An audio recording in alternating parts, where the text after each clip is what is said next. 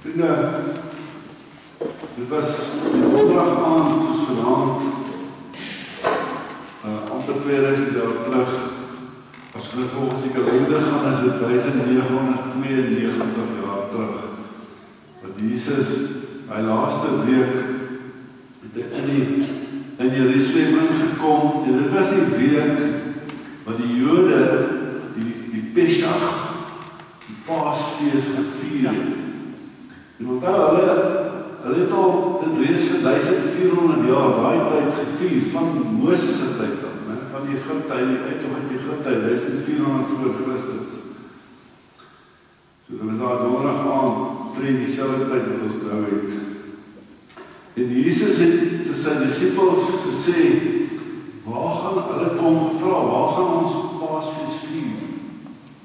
En hy het vir hulle gesê, gaan daar toe, daar is 'n man met 'n vertrek, en hy sal dit vir julle beskikbaar stel. Ek lees daar in Markus 14. Hy sal julle dan 'n groot bovertrek wys, wat hy klaar daarvoor ingerig is. Daar moet julle vir ons die Paasmaaltyd voorberei. Die disippels het gegaan en in die stad gekom en alles gekry soos hy vir hulle gesê, en hulle het die Paasmaaltyd voorberei. Die bovertrek, as julle nou mooi onthou, later, 50 dae na die opstanding, 40 dae was ons die hemelvaart, en nog 10 dae later, die 50ste dag, is die Gees uitgestort, het dit in hierdie bovertrek ook gebeur. Nou, tradisioneel vandag, as jy na die Jode toe gaan, hulle Paasfees is min of meer so woord wat hulle eet. Ek verstaan nou nie al die elemente nie, maar daar linksbo kan julle die lam wat gebraai is, sien, stuk van die lam wat gebraai is, en hier rechts, die regterkant, by 3 is die broodjies, die ongesuurde brode. En die disippels het alles voorberei vir Jesus, en hy het nou daar aangesit, en hulle die ongesuurde brode daar op die tafel gesit. Die brood was altyd die teken van bevryding, die brood van bevryding. En dis hoekom Jesus die brood gedien het, dan is die brood van bevryding. En die bloed was altyd die bloed van belofte. Van donkie jare terug af, as iemand 'n belofte wou maak, dan het hulle met bloed beseël. Of mekaar se bloed gesny, of hulle het 'n dier se bloed gebruik, maar bloed is die teken van belofte. En hulle het die Paasfees so gevier, en Jesus het toe hulle die Paasfees daar vier, toe begin hy 'n nuwe tradisie, wat nou nie die Paasfees was nie. Hierdie Paasfees wat hulle gekeer was die laaste Paasfees wat gevier is vir die Christene, maar die eerste nagmaal wat gehou is. In Markus 14 lees ons, terwyl hulle eet, het Jesus die brood geneem en het geseën gevra en die seën gevra. Daarna het hy dit gebreek en vir hulle gegee met die woorde, neem dit is my liggaam. Hulle het dit nog nie verstaan. Hulle het nie verstaan wat gebeur het. Maar hy het die brood van bevryding in verband gebring met sy liggaam, wat hulle nog nie verstaan het. Maar later het ons begin verstaan dat die kruisiging ons bevryding geword het. Soos die brood daai tyd vir die Jode bevryding gegee, dat hulle geëet het, en hulle in die liggaam van Christus ons bevryding gebring. En net daarna die beker geneem, en nadat hy die dankgebed uitgespreek het, gee hy dit vir hulle, en hulle het almal daaruit gedrink. En hy sê vir hulle, dit is my bloed, die bloed waardeur die verbond beseël word, en wat vir baie mense vergiet gaan word. Weerheen, het hulle nie verstaan. Dis die bloed, dis sy bloed wat gaan vloei, wat gaan vergiet word, maar dit beseël die verbond, die belofte van God, dat hy ons in die ewigheid invat. En toe sê Jesus in die volgende vers ook, Dit verseker ek julle.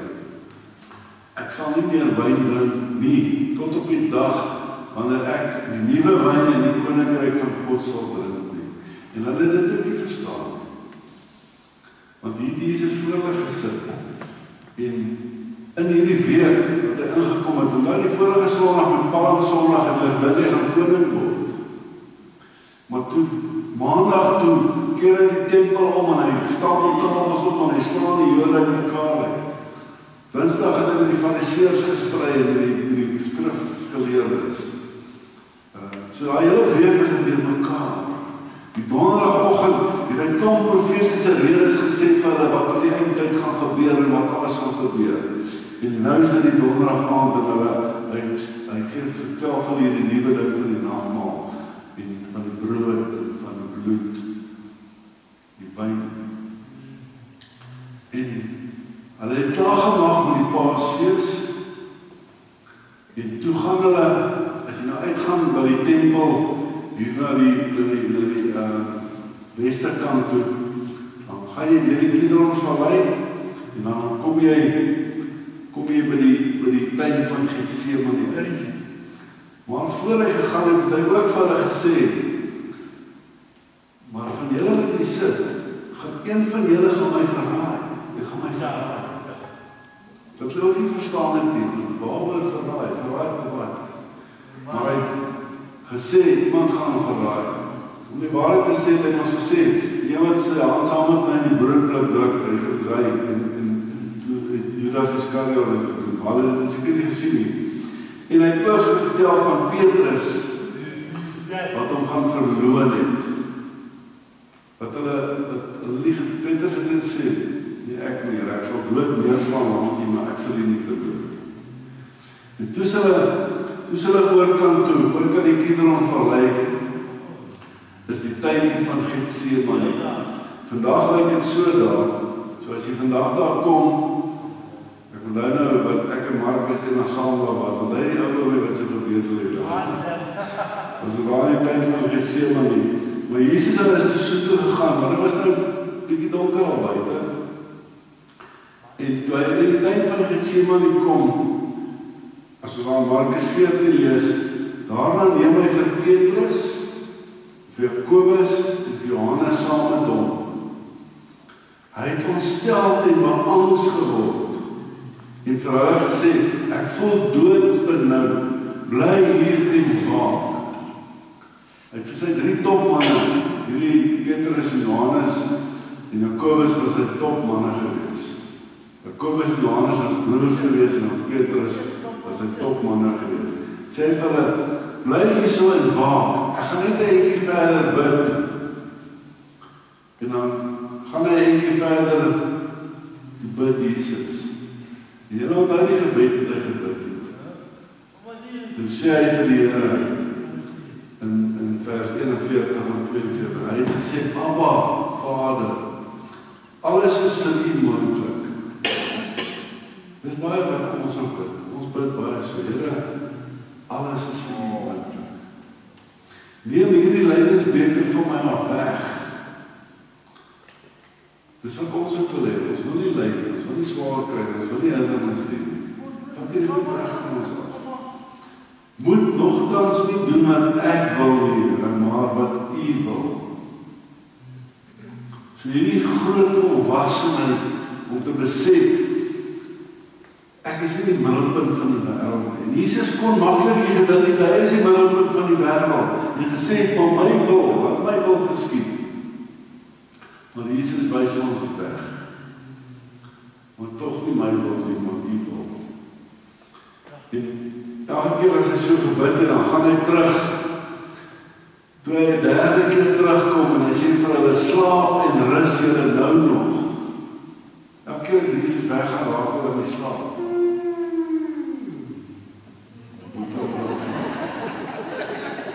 Dit is genoeg. Die tyd het gekom, die seun van die mens word in die hande van sondaars oorgegee. Staan op, kom ons loop. Kyk, die man wat my verraai is die naby. Hy het net 'n uur vroeër het hy by die boefretrek van hulle sê, iemand gaan my verraai, een van julle gaan my verraai. Die praat hy weer van die verraaier. En jy weet nie waar kom 'n groep mense aan, en wie loop heel voor tussen die mense? Judas Iskariot. Judas Iskariot. En in hierdie oomblik gebeur daar baie dinge, want dis die ou soldate saam met Judas, en dis Jesus met sy 3 trawante wat aan die slaap geraak het die hele tyd. So Jesus het nie baie om op staat te maak nie, want hy het 3 slapende wandelaars saamgevat. En die soldate en die ou wat hom gaan verraai, en in daai oomblik kom Judas en hy soen hom. Die soen is die simbool van liefde en van omgee en van familie en verbintenis en verhouding. Dit is die hoogste vorm van intimiteit. En met daai intieme gebaar wys hy vir Jesus aan, dis die een wat hulle moet arresteer. Petrus skrik in sy slaap uit wakker, en hy gryp sy swaard en hy kap die eerste soldaat se oorsem af. Ja, wat ek sien hierso is Petrus was nog 'n bietjie verontwaardig omdat Jesus hy nie teruggesê hy gaan hom verloon. So hy wou Jesus sê maar net wys, hy is nie die verlonaar nie. Hy gaan aangryp. Hy sal Jesus red. Gryp die swaard uit en hy kap met die ander ou. En Jesus sê gelukkig vir hom, wag Petrus, ons gaan nie hierdie is nie swaard geveg. Hierdie is nie swaard geveg. En op daai stadium het al die disippels begin spaanlik. Toe Jesus gevangene geneem het, die disippels begin weghardloop. En daar was 'n jong ouetjie gewees, sy naam is Markus. En hy het daar rondgestaan, en as jy nou die Markus evangelie lees, en jy lees daai teks, staan aan die teks, en 'n ander jong man, waar rondgestaan het, net met sy boordkleed aan, net met sy onderkleed aan. Hy het nog saam met Jesus geloop, want hy wou sien waar hom heen vat. En toe hulle omdraai en sê, maar jy is ook deel van hulle, toe hardloop hy sommer kaal weg, en toe val sy kleed af, toe kaal maal hy, daar weg. So Markus as 'n jong seun het kaal genaal, daar by toe hulle die Jesus die aangevang het. Daai selfde aand vat hulle vir Jesus na die hoofpriester toe. Nou, dis nou jou mense, jou volk, jou kerk, jou geloofsgenote, die hoogste gesag daar, die hoofpriester. Sekerlik moet Jesus gevoel het, is van die hoofpriesters wat op sy kant insien. Maar niks het gebeur. Daar by die hoofpriester het almal teen hom gedraai. Die fariseërs, die skrifgeleerdes, die familiehoofde, almal het teen hom gedraai. En hulle het hom begin beskuldig. Sê jy, dis nie wat dit doen en dat doen. En dan sommige mense bygekom en sê, ja, ons het gehoor hoe sê hy sal die tempel fisies afbreek en oorbou met sy eie hande. En die hele warboel van chaos en spottery en chaos begin na plaasvind. En Jesus verduur hierdie verwerping van sy eie mense, sy eie kerkse mense, sy leierskap van sy eie kerkse mense. En dit gaan die hele nag so aan, en het hom maar net gespot en bietjie geslaan en daar, en toe het hom daar aan as gevangene gehou. Want hulle het hom veroordeel, hulle het gesê hulle hom doodmaak. Maar die Jode, as hulle iemand wou doodmaak, het hom doodgegooi met klippe. Maar hulle was in 'n Romeinse provinsie. Waar ek kon hom nie veroordeel, want hy was in 'n Romeinse provinsie. So daai Vrydagoggend, toe patrolleer hom daarna die Romeinse hoof toe, Pontius Pilatus. En hierdie man was 'n belangrike man gewees, Pontius Pilatus. Want as jy die geloofsbelijdenis ken, sy naam is die enigste naam van alle mense wat in die geloofsbelijdenis opgeneem is. Maar Pontius Pilatus is nou die gouverneur van daai streek, en hy luister Jesus se storie uit, hy sê die koning van die Jode, nee, hy is die koning van die Jode nie. Hy vind hom half onskuldig, want hy kry nie klagtes wat staan nie. En daai Vrydagoggend, sê hy vir, maar elke keer as hy buite gaan, hoor hy dat die mense wil vir Jesus gekruisig hê. Dan sê hy, nee, kom ons maak 'n plan hierso. Bring daar 2 moordenaars, bring hy 2 moordenaars, en nou hy 2 moordenaars en vir Jesus al sê, wie wil julle hier moet vrylaat? Dan kies hulle die moordenaar, en laat hy die moordenaar vry. En toe lewer Pontius Pilatus, nadat hy sy hande in skuld gewas het, lewer hy hom uit om gekruisig te word. Maar voor die kruisiging is 'n geweldige lyfstraf en gesel en allerlei dinge wat gebeur met 'n mens. En die Vrydagoggend was 'n basies die gebeurtenis, 'n geslaanery en gespottery. En die doel van dit was om die ou te laat erken hy is skuldig. En hy erken sy skuld. Dat hulle wil graag as 'n ou gekruisig as op bloedgroen klip, dat hy skuld erken en weet hulle, dan voel hulle onskuldig. En die goed wat hulle hom aangeklaar voor, is hy die koning van die Jode. Dan het ons gesê, maar jy sê ek is die koning van die Jode. Wat ook al. Hierna het Jesus begin met die Via Dolorosa, die weg van smarte. En dan oor van daar van Pontius Pilatus se plek af, het hy deur die ou Jerusalem geloop, en daar's nou, as jy vandag daar loop, is daar 7 of 12 of 10 stasies waar jy kan stop. En op die weg van smarte het Jesus sy eie kruis gedra, op 'n stadium het hulle vir Josef van Sirene, Simon van Sirene gekry om die kruis saam met hom te dra. Die hele weg van smarte, en dit moes 'n paar ure geduur het, en uiteindelik weet ons nou almal wat gebeur het, is Jesus is gekruisig. Ten hierdie stadium toe hy gekruisig was daar nie meer disippels nie. Die enigste disipel wat daar was Johannes. Johannes was al jong, hy was daar saam met Jesus se ma en van 3 van die ander vrouens. En hulle het daar naby Jesus gestaan, die mense het daar op Golgotha by mekaar gekom, en daar word Jesus gekruisig. Nou kyk, vir 'n jong gelowige wat dalk 2 of 3 jaar saam met Jesus geloop het, en al die wonderwerke gesien het, en geweet het, hierdie is die Seun van God, moes dit 'n absolute teleurstelling gewees het. Hierdie totale verslaandheid, hier is ons koning is gekruisig. Dit moes die laagste punt van alles gewees het. En op daai stadium, as jy gelowige was wat Jesus geglo het God se beloftes net verdwyn.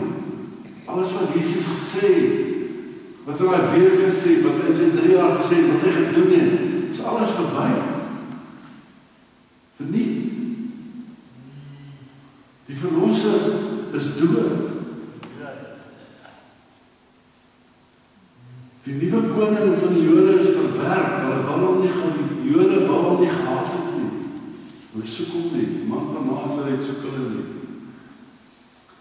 En as die ongelowige dink net, jou drome is verpletting.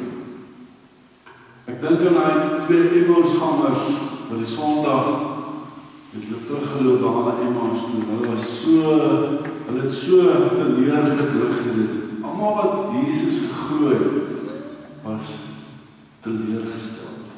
En alle hoop was verlore.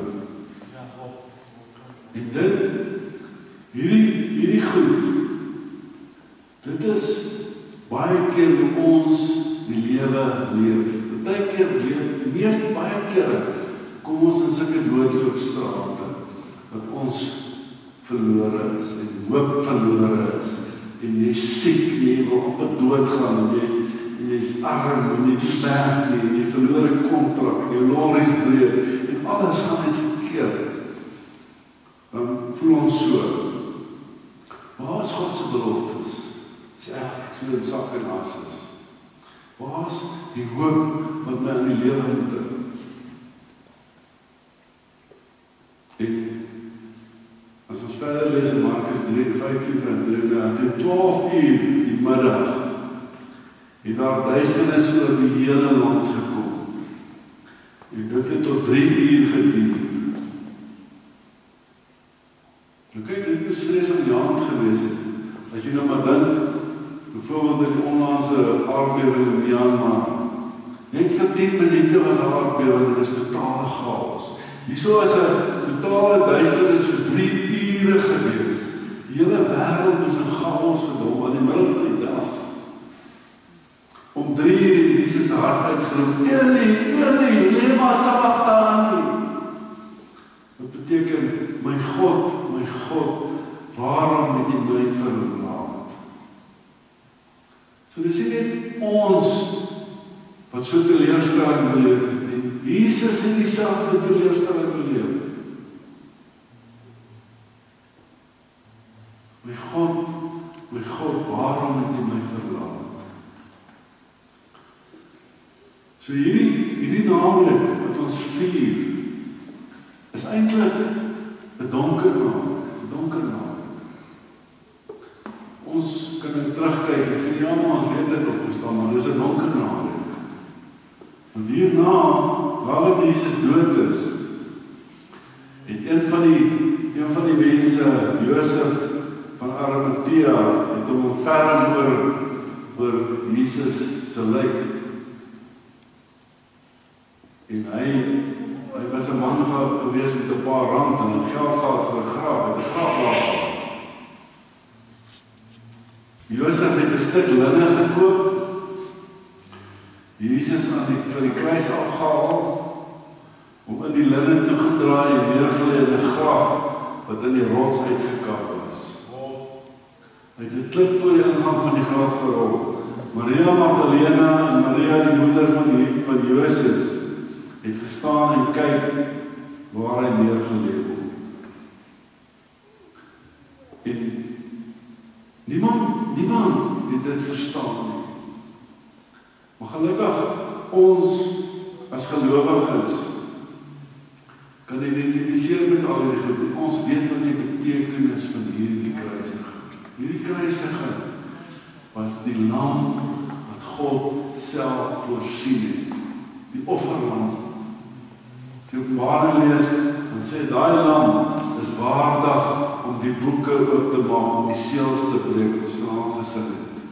Daai lam, die lam wat God gegee het, wat ons offer. Vlekkelose lam, is vir my en jou offer. Daarom kan ons nou aansit by die feesmaal. So ons sit nou, ons gaan na van fees sit nader in en Jesus het die onversierde brood gevat en hy daai brood het hy in verband gebring met sy liggaam. En daar is nou baie simboliek daar, maar sy liggaam is uit mekaar uitgebreek. En Jesus het die brood gebreek, toe sê hy vir hulle, neem dit, eet dit tot my gedagtenis. En daai brood word vir ons 'n voedingsware, word vir ons kos, dit gaan in ons liggaam en word deel van ons. So Jesus se gebreekte liggaam voed ons en maak ons heel en maak ons gesond. En hulle die brood gedeel en geëet tot gedagtenis van Jesus se liggaam.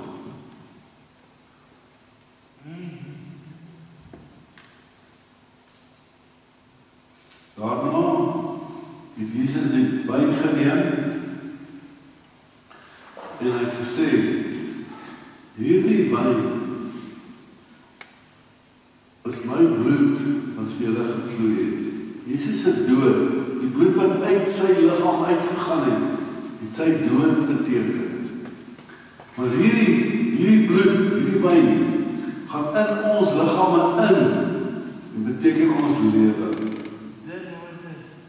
So sy dood is ons ewige lewe. Hy het gesê, dit beseël die verbond. Drink nou die wyn omdat dit die beloftes van God waar maak.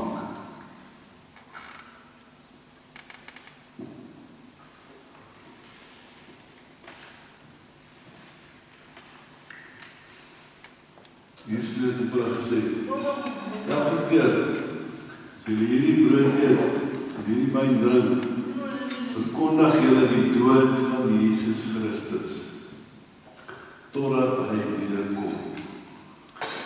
Ons vier het vandag met blydskap, want ons lewe, ons kry die ewige lewe deur ons verbintenis aan Jesus Christus. Kom ons bid saam. Here, baie dankie dat ons kan deel in hierdie elemente, die brood en die wyn, die liggaam en die bloed van Jesus Christus, wat die demonstrasie was van u liefde. U voorsien die eie offerlam en ons kry lewe, ewige lewe. Dankie, Here, dat ons dit elke dag besef, dat ons wel weet, Here, dat ons sondes is betaal. U het betaal met die uitse seën. Amen. Kom ons gee geleentheid vir 'n offer.